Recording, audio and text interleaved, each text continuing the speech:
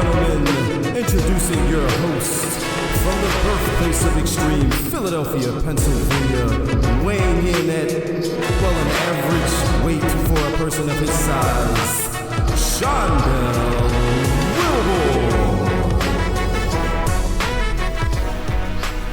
And ladies and gentlemen, welcome once again to the Bury the Bookin' Podcast, Wrestling Podcast. My name is Dell. That is Devin once again. This is, again, we're taking the journey with Devin, reinvigorating him into the world of wrestling once again. I'm having a good time. You having a good time? I am. Some of it, good part of it, I'm cool. Yeah, we definitely gonna talk about the on this podcast. Once again, we're going to get into Raw, Dynamite, SmackDown, and Collision. So, without further ado, let's jump right into this. We got a little bit to cover. So, Monday Night Raw was August the 14th. We are going to end on Collision, which was August the 19th. So, let's just start with Monday Night Raw. Monday Night Raw opens up, like I said before, it's usually the Judgment Day opening up Monday Night Raw. There's an ongoing trend here. They're usually in the first seg of the show. But we got Damian Priest, Dominic, Rhea Ripley. They're out cutting a promo. Damian Priest is trying to keep everything cool. Clearly a little agitated about Finn Balor not being out there. Trying to keep the peace. Doesn't really work out too well. Out comes JD McDonough.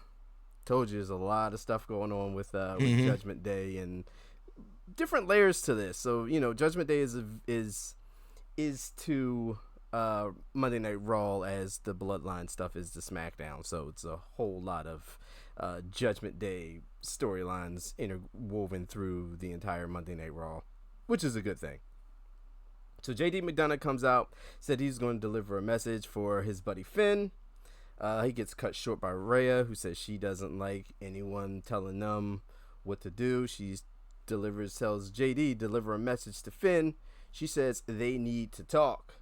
Before JD gets a chance to deliver that message, though, out comes Sami Zayn. Sami Zayn got attacked last week by JD McDonough, and this goes right into our first match of the evening with JD and Sami Zayn.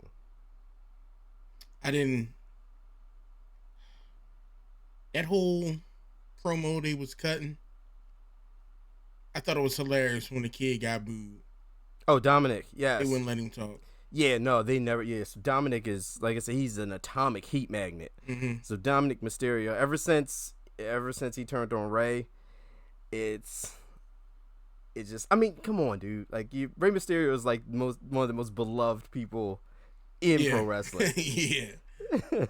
Like, so once Dom turned on his dad, it's like everyone, he cannot talk. Nobody will let him see nothing. No, it's become part of the show now. What I am sick of hearing, that we are the most dominant faction in WWE. I get it. Yeah, no, yeah. I don't want to hear it all the time. Yeah, I heard it probably like 10 times. Yeah, and this is our third episode. Yeah, like, come on. And this is the only time. This is the second time you've watched a week of wrestling. So, yes. And you've heard it a lot. Yeah, you've heard it a lot. I'm like, why are we going over this again? So, the match with JD and Sammy was fine. I like JD McDonough. I always liked his in-ring skill, more of a technical wrestler, which is what I like. He was working on that arm that was injured.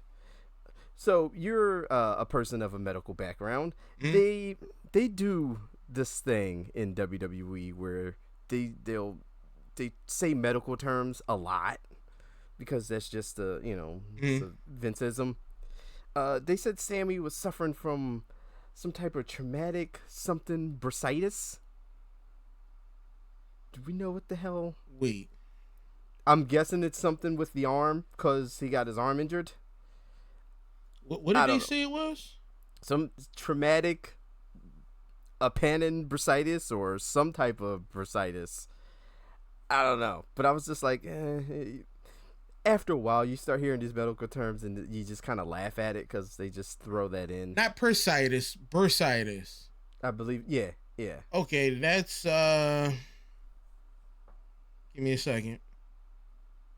Because they love doing this. They love inflammation. So they could have just said he had some swelling. Because you said he had some arm swelling in a joint.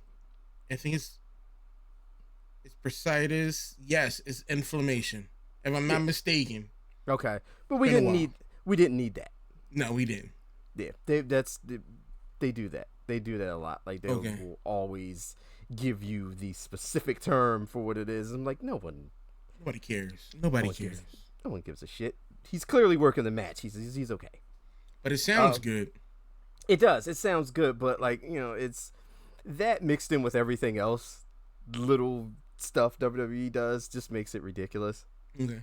It's just like a whole part of the ridiculous package. Like, no one needs that. Like, you give us enough shit for us to complain over, talk about, or laugh about. Mm-hmm. But Finn Balor comes out later on in this match, tries to help out, but Sammy still gets the win here. Good match, good opening. Again, you're gonna see Judgment Day a lot because Judgment Day is the most dominant faction in WWE. Next up, Chelsea Green's in the back. She's about to get stripped of the WWE Women's Tag Team Championships because of the injury to Sonya Deville, who tore ACL. So she's going to be out for a significant amount of time.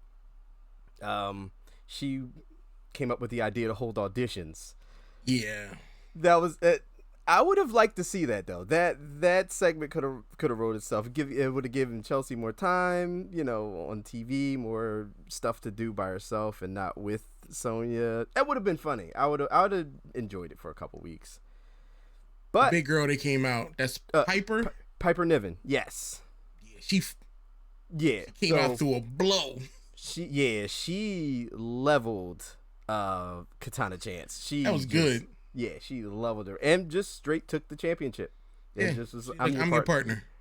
Yeah, so we got new tag team champions now. Mm-hmm. So it's going to be Piper Niven and Chelsea Green, which is good for Piper. I always like seeing Piper on TV. She doesn't really get on TV often due to whatever reason, but I'm always in for that. So we got new tag team champions from that segment. But yeah, no, that was a shot. She leveled Katana. That was, after a quick Cody promo in the back, we got another promo with Gunther talking about the upcoming match with Chad Gable. The back and forth promo goes into leads into a match with Giovanni Vinci and Chad Gable. It was a okay match, but I mean, of course, way predictable. Chad Gable going over here. Diet Kurt Angle. Yes, yeah, Diet Angle. Yo, Chad's awesome though. Chad is Chad is he's probably my favorite wrestler on the WWE roster. Like he's good at being a wrestler in the ring. So this turns into Gunther challenging Otis. Shocker. Gunther gets the win over Otis. What was that for? What was Otis thinking? What was he thinking? Look, man, it's Otis. He tried for like 2 seconds. Yeah, no, it wasn't, it was an in and out match.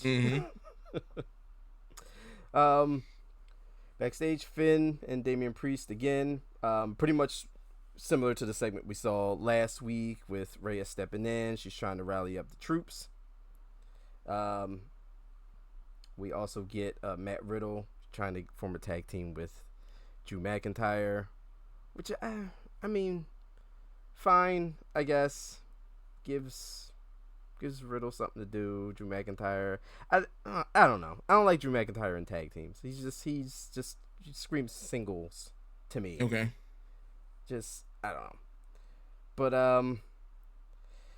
they form a team against the Viking Raiders, and they get the win. Of course, you got a hot hand. Viking Raiders, I don't know. We'll see. Backstage, we get Indy Hartwell. She's getting ready for Rhea Ripley later on in the night. A segment I'm sure you would enjoy was the New Day. Yes. With Matt Riddle and Drew McIntyre. New Day came out with the chairs. Walking, sporting their protection backstage with their chairs. Wait, my man had flip-flops on. Oh, Riddle? Yeah. I wasn't expecting that. Out of character. Well, during his entrances, he'll come out with the flip flops, and when he gets in the ring, he does the jump where he kicks the flip flops off, and they always have like a character, like it's usually animals, it's like rhinos or bears or raccoons or birds or something, like the animated graphic after he does the kick, and they do the pyro thing. So it's a part of his entrance, which is.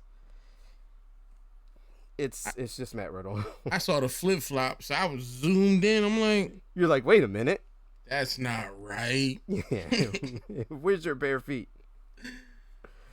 But yeah. So they challenged New Day challenged Drew McIntyre and Matt Riddle, because Matt Riddle and Drew look like they want to continue being a tag team and make a play for tag team championships. But New Day, being who they are and being arguably they're in the conversation for, greatest tag team champions of all time, has a exception to that. So they challenged them to a match that will be upcoming. Then we get Rhea Ripley and Indy Hartwell, and in the most predictable fashion ever, Rhea obviously gets the win here. Best thing was that headbutt. Oh yeah. I don't know what Indy was doing. Well, I mean, Indy's still new to the main roster. So she was in NXT. She had just won the NXT Women's Championship. And then she got called up and this whole thing. She's been off TV for a little bit. But Candice and Indy try to jump Rhea Ripley. Then we get why Shinsuke? Why? Shinsuke Nakamura comes out, cuts his promo in Japanese, which is always a good touch. If you want to try to get some heat on a wrestler who speaks a different language, have him speak that language and annoy fans. So, sorry. But Shinsuke did good though, because he did us a solid because he actually translated a little bit what he was saying instead of just keeping it. I would have just preferred him just keep it Japanese and just don't explain nothing else. Like, did not give us anything. I agree with that. I think that'd have been better. Yeah, just leave us with that. Just leave us with the Japanese promo. That'd have been awesome. But he did the promo. Pretty much says he wants a shot at Seth. Seth accepts. I can't take him serious in that outfit. Oh, Seth Rollins. That white lace outfit. I couldn't take him serious. Oh, you should have seen some of the older outfits. This is pretty tame. That's pretty tame. Yeah, he's I'm gonna have to send you a compilation of like Seth Rollins' fashion choices. It's actually part of it. It's people wait for Seth Rollins to see what he's gonna wear next. Now it's kind of that's a new thing. Yeah, it's been this thing. Some Met Gala type outfit wearing. Nuts. That's right. You didn't see his WrestleMania entrance. I'm gonna have to send that to you. But Shinsuke gets the drop on Seth Rollins again, lays him out once again. So it looks like they're playing this whole way. Shinsuke's got Seth's number, planting a little couple seeds of doubt in the rivalry of could Shinsuke be the man to beat Seth? I'm not thinking so, but this is what they give us. Look, they got to tell the story, right?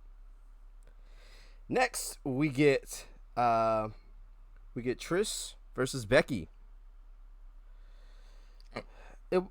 I mean, Patricia is way too old. Hey. I'm not gonna take that kind of talk here. This is a very pro Trish podcast. Not taking that tone. What's up with the face mask? Oh, she had an injury to her face, so she was protecting her. She was protecting her moneymaker. It didn't last too long. Nah. Well, she was wearing it for quite a while. She was wearing it for weeks. It was also a play on like years ago when she was an active wrestler. She had that broken nose thing, and she was kind of playing off of that too, which was a little callback to old school Trish. Then the match was running away.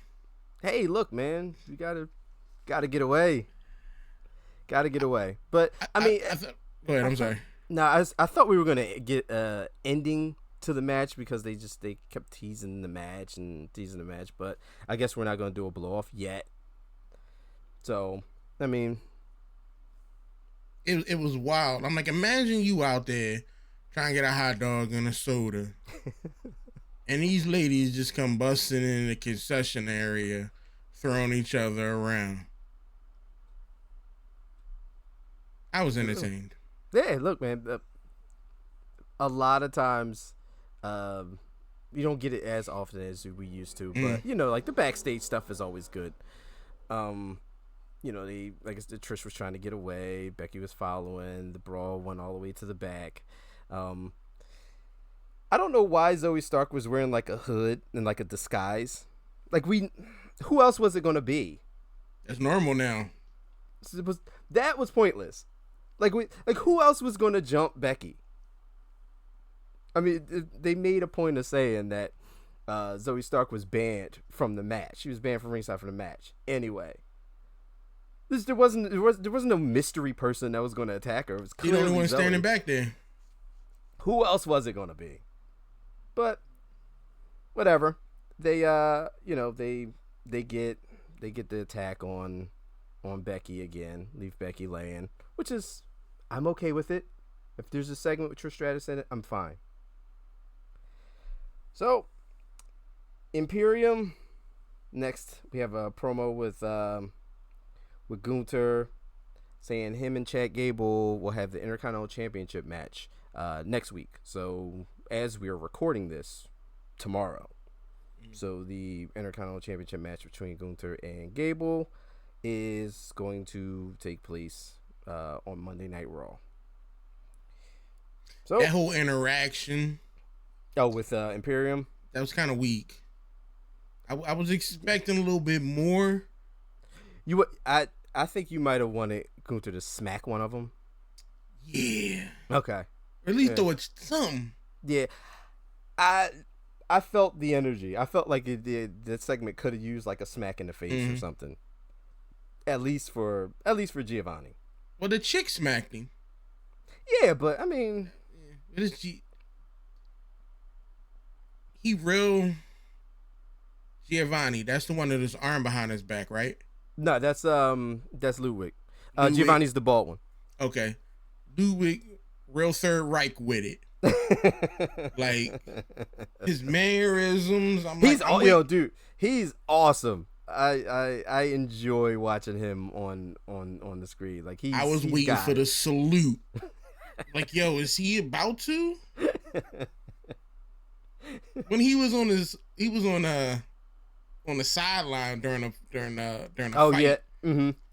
And he just real flamboyant. Like, listen, he's got a presence. He does. He's got a presence. Yeah. And during the promo earlier on in the night, like it was, I mean, he's good on the microphone anyway, but like it was just something about that promo. I'm like, yo, he's on it tonight. Like he was in the zone. I enjoy him. He's awesome. We got AP, Adrian Pierce in the back, tells Trish Stratus to hold up, and we all knew where this was going. This is going towards a steel cage match between Becky and Trish. Who didn't see this one coming? The constant interactions and double teams. Becky doesn't have any friends. Zoe always with the attacks. So we're going to get the payoff. We're going to get the blow off, possibly, in a steel cage match between Trish and Becky. Okay. Next we get Cody and Finn. Good match. Until Finn is not a champion. He's not. No. He hasn't won anything. Your whole squad got belts and briefcases, and you standing around trying to be somebody. He should be, but he isn't. I blame WWE for this. Holding him back. Yeah, he should be. I believe in the man that is Finn Balor, but you and the rest of the judgment. I mean, I would have been okay with him winning against Seth, but of clear, that's not the plan. But of course, Judgment Day comes out, try to play up the distraction. Cody's taking all of them on because Cody is the guy. Cody's the superhero here. Cody goes 4-on-1. Damian Priest gets that Money in the Bank briefcase. He should just stop doing that. Just stop trying to. Yeah. Anything that has anything to do with the briefcase always winds up failing. So Damian Priest slides the briefcase under, slides right through Finn's legs. Cody grabs it. Ta-da! Cody gets the win. Cody gets jumped, of course. Out comes Sami Zayn to help with the chair. Yeah, hey, listen, that great everybody equalizer. Got a chair nowadays. It's the great equalizer, man. Yeah, I got one in my car right now. You can't be too careful these days. Nope. So JD McDonough came out, helped Judgment Day pretty much stand tall at the end of this. Laid out Cody, laid out Sammy. Judgment Day celebrates at the end. JD's off to the side looking on. I'm still predicting it. I called it a couple weeks ago. I think when this thing blows up, JD's jumping in Judgment Day. And I think Damian Priest is out. I think it's going to be either Damian Priest leaves or he gets exited. I don't know. Okay. But I'm predicting that's where this is ultimately going to go. Now, I don't know if that's going to turn into maybe when Damian Priest cashes in the Money in the Bank and then Finn throws up that block. Hey, look, man, you screwed me so many times. He screws him out of his chance to win the championship. Then that's when it happens. I don't know. We'll see. Who knows what they're going to do with this. But at the end of this show, Judgment Day stands tall. They're celebrated, and we go off the air for that. So that was Monday Night Raw. All in all, how did we feel about Raw? I actually like Raw. Okay. Out of SmackDown and Raw. You like Raw? Raw's the better one for me. You like the 3-hour show? Yeah. I like Raw better. Okay. It had more. Like, it seemed like what was going on during Raw seemed more meaningful and impactful for the long run. Okay. All right. So there's more storyline stuff going on. Yeah, and I kind of like majority of the people in Raw. So you strike me as a Gunther man. I like Gunther. Mm-hmm. I like Gunther. Gunther hit the shit out of people. I like Gunther. Yeah, I wish his accent was a little bit stronger though. I know you German. I thought he was gonna have a little bit more of a I'm gonna burn your village down type voice. The Austrian. Yeah. I like Gunther. I like his whole squad. Yeah, listen, I Yeah. it took me a while in NXT to come around. I always liked him, Walter, whatever you want to call him. I always liked him, but it took me a while to Imperium as an act. It took me a while to come around to them, but I greatly enjoy them. Like I said, Ludwig Kaiser is my man. Like I'm sold. Like that dude is money to me. But that wrapped up Monday Night Raw. On to Wednesday night, AEW Dynamite. AEW Dynamite opens much like Judgment Day. You'll very frequently see AEW Dynamite start with Orange Cassidy. Orange Cassidy had a match against Wheeler Yuta, which was a damn good opener. Like this match was fantastic. Orange Cassidy, less of the gimmicky stuff, more of a wrestling match, which is always good to see out of Orange. Wheeler Yuta is great in the ring. Good match until Jon Moxley and Claudio Castagnoli come out for the distraction. Orange Cassidy gets the win ultimately after a few near falls back and forth. First off, you can't wrestle in a pair of Wrangler jeans. They're like this sweatpant jean hybrid things. He's got like jeggings. Yeah, that's for women. It's for comfort. I'm gonna let that go. Then, what's my man?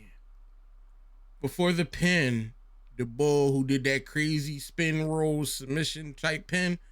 Mm-hmm. Unbelievable. That looked amazing. Yes. Yeah, Wheeler. Yeah, that looked amazing. That moved. I had to play it back. I'm like, wow, look at that. Yeah. Didn't work out for him, but it looked good. Yeah. Listen, he's a wrestler. Yeah. Really you can wrestle. And represent Philly guy. So. And then you got my man come out with the Nike ball shorts. Real dad vibe. You got dad vibe from that? Yeah, you got real dad vibe. I was. So a fight breaks out with the BCC. The best friends come out, try to even the odds here. The Lucha Bros jump in, then Eddie Kingston comes out. Eddie Kingston comes straight out and beeline straight for Claudio Castagnoli. Like, they hate each other. They have this years rivalry before AEW was a thing, like an independence. Like, it's just they continued this, storied rivalry. Like, he just hates the sight of him. So every time he sees him, he wants to fight him. So, I mean, can't argue with that. You hate who you hate. But that leads to them signing a match. We're going to get a lot of matches signed for All In, which is next Sunday, by the way, which is a little weird because it seemed like, I know they didn't forget, but throughout this show, it seemed like AEW forgot they had their biggest pay-per-view coming up like in a week because they just started signing the shit out of matches. But there's going to be a Stadium Stampede match. We'll get into the full card for All In later on, but Stadium Stampede match is essentially just going to be a bunch of dudes, a team of guys versus a team of guys fighting the entire stadium. So Wembley Stadium, there's just going to be a brawl throughout the entire stadium. In the inside and the outside, it's just going to be good times. Yeah. Just think of whatever hardcore Falls Count Anywhere matches you've ever seen. Just like times that by like this a ridiculous amount. Like it's gonna be nuts. They started it during the pandemic era in Jacksonville, and it just became a staple. So I'm sure it's gonna be nuts. After that, we got Kenny Omega with a sit-down interview with Jim Ross. Don Callis shows up. They exchange some words. Kenny Omega gets attacked by Takeshita and Jay White and Juice Robinson. So it looks like after Hangman cuts his promo from the hospital that Kenny Omega was taken to, we're gonna have a match signed for All In. Again, we're signing another match. Pay-per-views next week, guys. We're signing another match. It's going to be a 6-man tag. It looks like it's going to be the Golden Elite, which is Hangman Page, Kenny Omega, and Kota Ibushi versus the team of Takeshita, Jay White, and Juice Robinson. So it's going to be a 6-man at Wembley Stadium. They signed that. We go to Don Callis once again, who comes out waiting for Jericho's answer to join his family. This segment was this segment was crazy. There was a lot going on. It was a lot going on. So Jericho comes out. Jericho accepts his offer to join the family. However, Don Callis clearly didn't think he was going to. I want that picture. That was a cool picture. Yeah. Yeah. Don Callis gets cool pictures done. Like, he has pictures of, like, when he was managing Omega, like they were like gods and all types of stuff. The picture gimmick is hilarious. Like, Don Callis getting these pictures of like him and different people. He has one of him and Takeshita. Like, it's so weird, so bizarre, but the pictures are good. Yeah, the pictures are good. But so Jericho, the picture was covered at this point. Callis, after Jericho accepts the offer, tries to get Chris Jericho away from the picture. Jericho's very interested to see what the picture. He's got to look at it. He reveals it. It's Don Callis holds the severed head of Chris Jericho, because, as he said, he didn't think he was ever going to accept his offer, being the egomaniac that he was. Out comes Will Ospreay. Will Ospreay beat the shit out of Chris Jericho. Yeah, that was. Oh man! And guess what? Third segment, third match for All In signed. Hey, we're signing matches now, baby. We're firing now. So it's going to be Chris Jericho versus Will Ospreay. I mean, the match is going to be fine. Ospreay is awesome. Like, you know, the match is gonna be fine.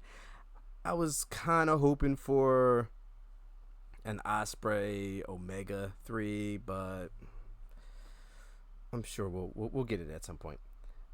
Next up, we had Darby Allin and Nick Wayne. They came out. They got attacked. They were wrestling the Gates of Agony. Swerve and AR Fox come out. Nick and Darby Allin get the win, of course. Sting. We got Sting out. Little bit of Joker Sting too. Joker Sting was a thing in Impact Wrestling when Impact was TNA.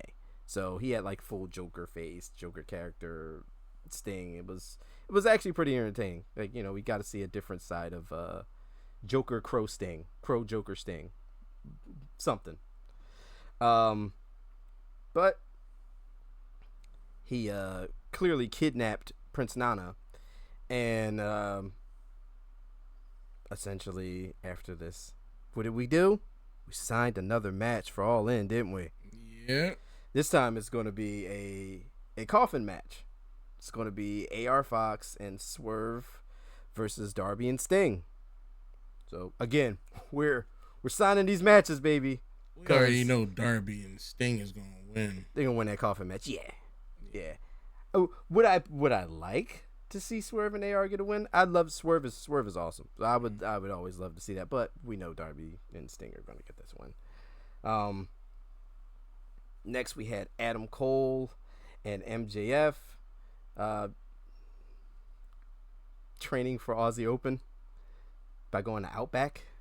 The segment was ridiculous.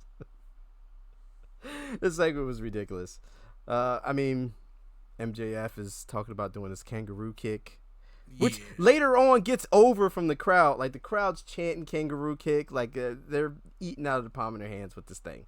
But They wind up double clotheslining someone backstage. Tony Khan actually makes a rare appearance on TV. He's not one of those on-screen owner guys. He's not like an on-screen character. So the fact that he was on there was, I guess, trying to drive the point home. So they got yelled at by Tony Khan about double clotheslining people. Adam Cole said later on, after all that happened, they had a promo in the ring. So promo in the ring, back and forth. MJF and Adam Cole are respectfully, slightly not respectfully, saying how they're gonna win the match and be the champion. Adam Cole said it's his legacy.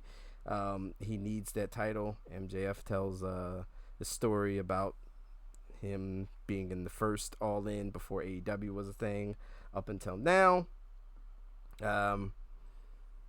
They trade taunts back and forth. MJF does his "I'm better than you and you know it." Adam Cole does his "Adam Cole baby." They get jumped by Aussie Open. So yes, clearly we went through all that for that fight. We got that. Clearly Aussie Open was not excited about having the out without seeing the Outback segment. So after they clear the ring of Aussie Open, Adam Cole once again teases a turn on MJF. Setting up for the kick. MJF turns around. Adam Cole, MJF, crowd's chanting, "Hug it out." I'm still thinking they're teasing the turn from Adam Cole, I think, so that you don't expect the turn from Adam Cole, but I still think the turn's coming from Adam Cole. Okay. I don't know. Like, at this point, I mean, the natural thing to think would be MJF just goes back to being a heel. I mean, he's a fantastic heel, but the crowd is in love with this MJF. Like, he's, cutting promos about personal stuff and all this.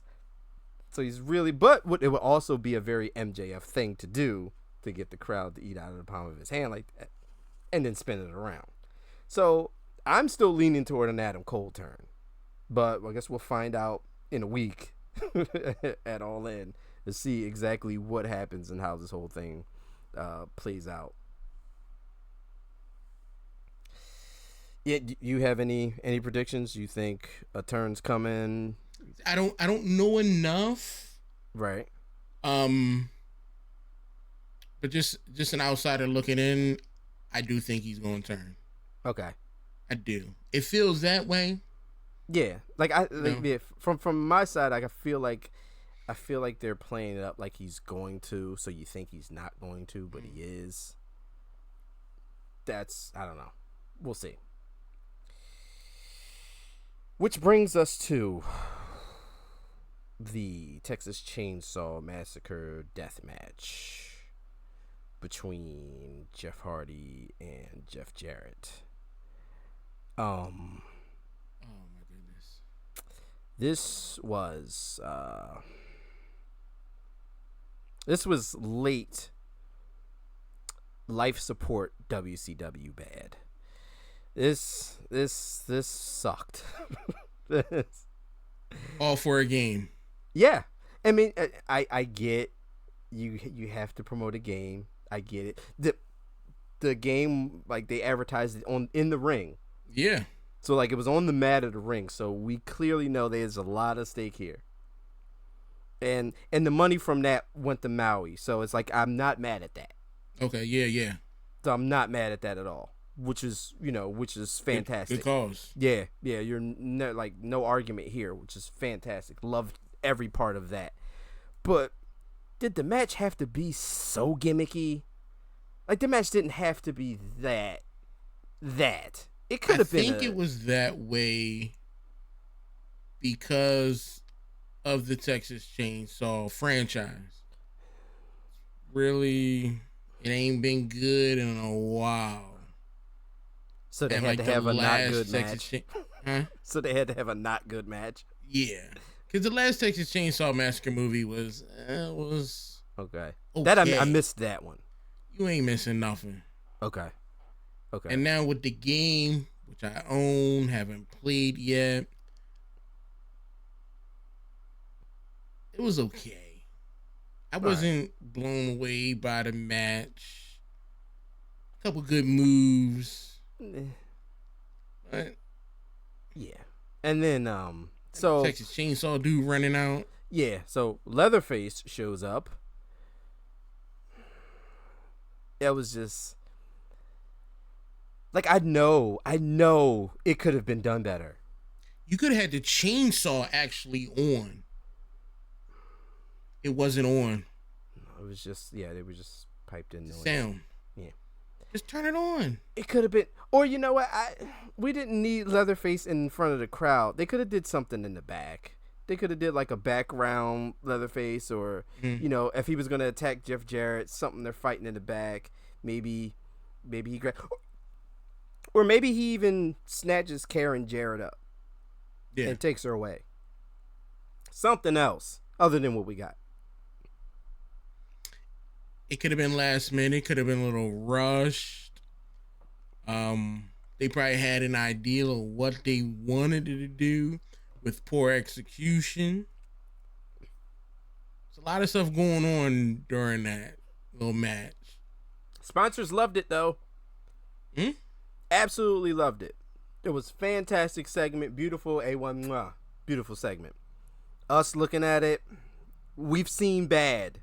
Yeah. This wasn't the worst. Like this is by far not the worst wrestling segment I've ever seen in my life. But it wasn't good. Anything to get that money. Yeah. It's a charity. Anything. Like I said, for Maui, do it again. Mm-hmm. But just have it. Just can we get a little? Can we get a little better, please? Please. After this, we get Britt Baker versus the Bunny. The winner of that gets implemented into that 4-way match for the Women's World Championship at All In. As who didn't know Britt Baker was going to win that match? Like we know it was an okay match. I mean, clearly Britt Baker was going to win that match, and she did. So the 4-way match is set for All In. We'll get into the All In card in a little bit. So next up, it's a very WWE segment to me. They announced earlier on in the night that the Acclaimed was going to be in action. The Acclaimed came out and did the full entrance. Max Caster did his rap. They did everything. Weak ass bars. That's what Max Caster does. That's his thing. Everybody loves the Acclaimed, and then the House of Black shows up, beats the ever loving hell out of them, lays them out. No match. I don't remember any time. I might be wrong, but I do not remember a time where AEW advertised. Well, they didn't say who they were going to be wrestling, but they did say they were going to be in action. They did advertise them as having a match, and then they didn't have a match. WWE does this all the time. WWE will give you a preview of like Monday Night Raw or SmackDown during the week of this match that you're like, damn, I can't wait to see this match. It'll be like, Finn Balor versus Shinsuke Nakamura, and then in segment 2 somebody gets jumped and then the match never happens, and they never revisit it. It's just over. But they do it multiple times during the night. Like they'll advertise matches and stuff just doesn't happen, or the match will get cut for time restrictions or whatever like that, and they just don't mention it at all. And you're like, damn, I thought such and such was going to wrestle. It never happens. This is the first time I've seen AEW do that, like advertising someone in action and the match not happening. I mean, I get it. It furthers the storyline here because I think they're going to build to All In or All Out. I'm not sure. They have a pay-per-view All In and then All Out like the next week. So fuck my pockets. Um, but yeah, so that happened, and then after that we got the main event, which was the Young Bucks versus the Guns. Good main event. Like the Guns, the Guns are slowly becoming my favorite tag team in AEW. They're just such a classic tag team. Like and they're entertaining because they're d-bags and they're annoying, and like they play it up really well. Back and forth. The Young Bucks actually cheated a little bit. They turned the tables because the Guns were going to cheat, but they cheated a little bit to get the win here. I like the Young Bucks. They seem. I like the acrobats. Okay. You would have loved the Young Bucks in Ring of Honor like years like you would have loved the Young Bucks. They were because it's a they're older, so they take less risks, but they're an exciting team still though. I'm not saying they don't go balls to the wall crazy, because they've done some crazy shit in AEW too. The match they had with the Lucha Bros in the cage. You're gonna have to see that. It was insane. But yeah, so the Young Bucks gets jumped after they steal this win. FTR comes out. FTR versus the Bucks at All In Wembley Stadium. They make the save because, of course, they want the Young Bucks at their best when they wrestle them. So they don't want them less than 100%. So they make the save, and we end Dynamite. Thoughts on Dynamite as a whole? It is. There's a lot of jumping and people just running in. And thank you. I'm very happy you said that. Every freaking segment on the show, it seemed like somebody was getting attacked. And it was like, you could get to signing a match, or you can get to building a match that's happening next week at a pay-per-view a different way. Like, I seen us get to signing a match the same way all night. Like, there was no real variety of ways to connect the story. Like, there was nothing different. Someone comes out, gets jumped. Someone comes out, gets jumped. Someone comes out, gets jumped. Someone comes out, gets jumped. Like, it was all night. Yeah, I wasn't mad. I wasn't upset about watching anything, but it felt repetitive. Yes. Yeah. Yeah, very much so. It was definitely repetitive. So that was AEW Dynamite. We get to Friday Night SmackDown. Friday Night SmackDown was Edge 25 years. This is it. This is all we're here for. We're here for Edge versus Sheamus. Throughout the night, they do video packages with Edge, wrestlers talking about Edge, different moments and things like that. And, just setting up for the main event, which was Edge versus Sheamus towards the end. The show opened up, though, with Grayson Waller, the Grayson Waller Effect, his talk show.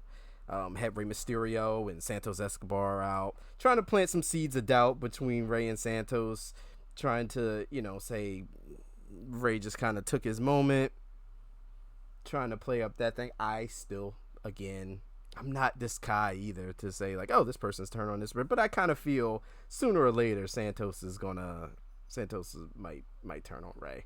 I don't know.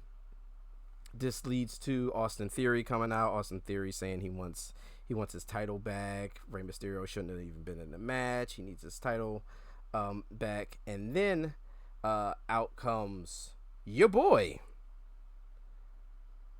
Mr. LA Knight comes out. Can't stand this guy.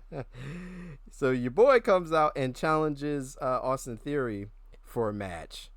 The winner getting a title match. Why do people like him? There's nothing about him. You're trash. I really can't stand this man. It's sort of suck because you're going to see a lot of LA Knight. No. It's just because it's just now happening. So like the LA Knight thing's just now happening. So you came in at the right time for this podcast because we can see you grow as watching wrestling and, you know, doing this. But the worst time if you don't like LA Knight, because I hope he tears his ACL. Both of them. A Vince McMahon double quad tear, just like just blow gone. blow everything out. Everything gone. So, so this match happens. It's Austin Theory versus LA Knight. The Miz comes out. He sits out ringside. Obvious spot here is somebody's going to get thrown into the Miz. Obviously, that happens. The Miz is funny. I like the Miz.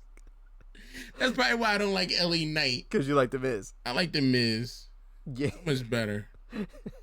So, Miz helps Theory ultimately here. Mm-hmm. So Theory gets the win. So it's going to be Theory getting his rematch against Rey Mysterio. After that, we got Io Sky and Bayley versus Charlotte and Bianca. It was an okay match. It was, you know, it was a decent match. Charlotte got the ring cut off a couple times. They did you know, Charlotte gets the tag. She comes in, does some things. Bianca gets the tag. And then towards the end, they had a little bit of chemistry teaming up there. Charlotte hit the boot, and Bianca hit the KOD to get the win. They seemed to be enjoying each other's company a little bit. Yeah, when it first started, I was like, y'all not meshing together. Right. Yeah, by the end of the match, it seemed like Got into a groove. Yeah. So who knows what they're gonna do with that? I don't know if they're gonna keep them teaming up. They're gonna keep feuding with Damage Control or what happens there. Next up, we had the new look Street Profits versus Gallows and Anderson. Street Profits obviously were going to get the win here. They're repackaged. They need some wins behind them. They need some heat. The crowd was loving it up. Crowd is behind Street Profits. Crowd. I don't think the crowd can ever really hate the Street Profits. It's just one of those things. Like they just love them. And then Bobby Lashley behind them. Crowd's eating it up. So I don't know if they were trying to initially be heels, but when they came out and attacked people, clearly the crowd just didn't care. They were all over it anyway. So okay, we're just keeping that momentum going. After that, we had Paul Heyman in the back. Was supposed to answer questions. He didn't answer a damn thing. Nope. No. Didn't answer nothing. Called that lady family out. Yeah. Like, what are you getting at, Paul? So, you know it's funny. So him and Kayla Braxton have this rivalry. Like every time she's backstage and she wants to like talk to him, he's always annoyed. And they have this thing where they go back and forth, like this hate thing, like back and forth. So their interactions are always funny because he just hates having to deal with her when she asks questions and things. So yeah, he didn't answer a damn thing. Only thing he did was take a phone call and announce, like, how over is the bloodline thing in WWE where the big announcement is that Jimmy Uso is going to be at SmackDown next week. Like, that's how you know this thing is like it's fading off. But yes and no. I mean, it's who knows where, like, how soon we're going to get the Jimmy versus Jay. Jay just quit WWE, and they did this whole That might thing be his reason to come back. when they moved. They want him to come back, give him a title shot. I mean, I don't know where. So Roman's not going to be. Well, it's rumored that Roman's not going to be at the next pay-per-view. So, because he doesn't have to be. He's Roman Reigns. He didn't have to, you know. So I don't know what they're gonna do. Like, if they're just gonna put this thing on ice for a little bit, or if Jimmy's gonna do something. I don't know. I don't know where they're going with this yet. But they got a lot of time and space to fill in gaps. Yeah. So, they can play off of, hey, Jimmy comes out next week. Maybe Roman comes out in a couple weeks. Who knows? After that, we got to what everybody came to the show for. Edge versus Sheamus. Edge came out, crowd exploded. He's in Toronto. So, of course, he's got Beth and the kids out there doing the whole thing. And wrestled a damn good match. Edge and Sheamus. I didn't understand why this was a thing. Edge and Sheamus? Yeah. Like, y'all buddies. Yeah, so it was, the whole thing was, they've never wrestled each other. Yeah, I remember all that. And then, the whole injury and coming back and all that. So it was pretty much Edge calling his shot for celebrating his 25th anniversary as handpicking his opponent. So he made it special as for Sheamus to be able to get that match. It's like, someone saying, hey, look, I want you to be the person that I wrestle this match with. So it became this. They gave Edge that platform to be, and he's earned it. Edge is the career he's had, and the thing, like, when he first started, I wasn't an Edge head when he first started, but like just year after year after year after year after year, he was around and he was there, and then he was a constant. And like now looking back on it, he's had a hell of a career. But the back and forth match, couple near falls. Edge, I never for a second thought Edge was losing this match, but no, you can't have him lose. They played it up a couple times with the bro kick and things, but Edge ultimately hits a couple spears, gets the match, gets the win, has the whole celebration. After the show, though, when SmackDown went off air, Edge addressed the crowd, and he said that essentially, like, that was his last match in Toronto. He was like, he doesn't feel that he's going to, the next time they come to Toronto, he's not going to be wrestling. So he pretty much addressed everybody there and said thank you for his career, pretty much. So looks like he's getting ready to pack it up. So, and that was after SmackDown went off the air. 25 years, rest up. Yeah, hey, look, man, he forced to retire, came back, had some crazy matches. The match with Randy Orton during the pandemic at WrestleMania and all this. He's done some things. Which leads us to the end here, which is AEW Collision. AEW Collision. Again, we're trying to build to All Out. All In. I'm sorry. All Out is after All In. But Samoa Joe comes out first. Samoa Joe comes out and he's supposed to be wrestling a jobber called the Golden Vampire. Golden Vampire. Like, what the? Like, if there was ever handwriting on the wall of this person is someone, it's the Golden Vampire. So the Golden Vampire attacks him, beats him up, lays him out. He does the running knee, and then obviously it's CM Punk, but he does the running knee and then does the GTS, lays Joe out, and says he accepts, bitch. Yeah. So it looks like it's going to be Samoa Joe and CM Punk at All In. After that, we got Jay White versus Dalton Castle. I think this is my favorite match of the week in wrestling. Like, I love Jay White. I always love Dalton Castle in the ring. It was a good match. It was a really good match. Like, Dalton Castle is he can throw some suplexes, dude. Mm-hmm. Like that, and I've always enjoyed his former Ring of Honor world champion, all that. Jay White is just fantastic in the ring too. So it was a good match. It was one of my favorite matches. Like I said, of the show, probably my favorite match of the week in wrestling. After that, it turns into the sixth man between Juice Robinson and the Guns versus the Iron Savages. Sure. Clearly.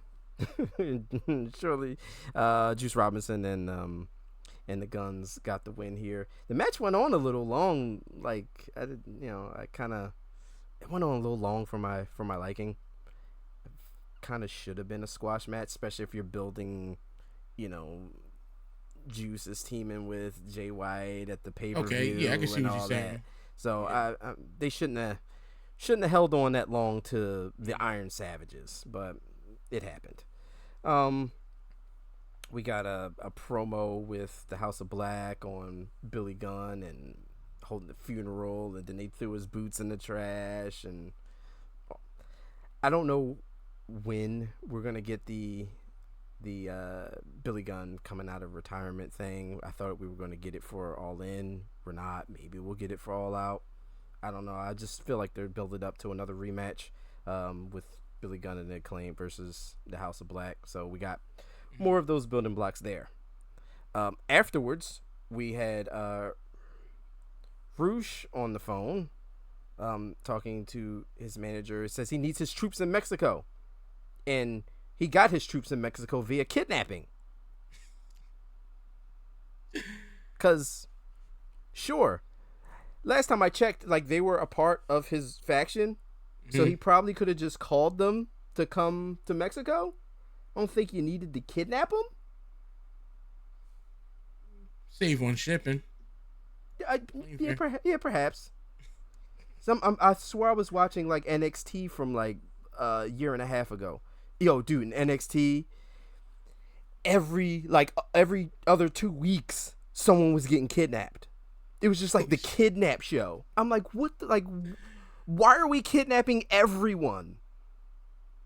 It was ridiculous. I carry rope in my car. So it's a good old fashioned kidnapping. Next we had Ricky Starks cologne commercial promo saying he was absolute, building him up being a manager for another 2 weeks. But the promo, I'm like, are we selling a fragrance? This whole program is out of whack.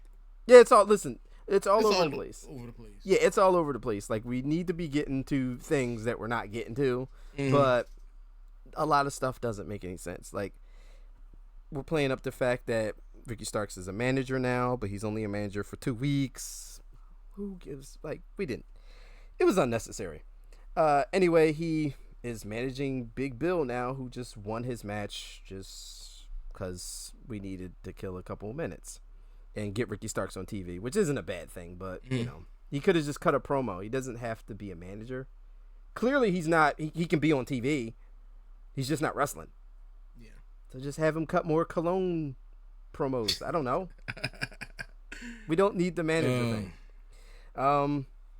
Then we had Willow Nightingale versus Diamante. Match was fine. Mercedes Martinez came out. Chris Statlander came out. Willow hit a hell of a pounce on Diamante on the outside and almost threw her through the guardrail on the outside. Yeah. But after that, she threw her and hit a Dr. Bomb and got the win, which was fine. We had a weird Powerhouse Hobbs and Miro promo. Looks like they're going to sign for the All Out pay-per-view, not the All In pay-per-view. And this is another thing that's getting confusing right now. Like, we don't, like, which one are we building for? We're still building for the show that's next week, but the week after we're also building for, but we could have built for those beforehand. It's all over the place. But so after that we had the main event, which was Darby Allin versus Christian. Great match. Yeah. Great match. I feel like Christian was like, Edge is not going to outwork me this weekend. Because Christian, he wrestled a long match too. Him and his sleeveless turtleneck. Yeah. It's so asinine. But no, Christian had a great match. And I mean, Darby got the win, of course. Afterwards, Luchasaurus comes out, beats the hell out of him. Christian pins Darby. It was fine, whatever. So Darby Allin and Luchasaurus are wrestling for the TNT Championship that Christian says he's the champion at All Out. But that's after All In, when Darby is in the match with Sting. Exactly. So we're about to end this podcast. However, before we do, I'm going to give you a quick preview of the pay-per-view All In. So All In, you're going to have, like I just mentioned, we're going to have the coffin match with Darby Allin and Sting versus AR Fox and Swerve Strickland.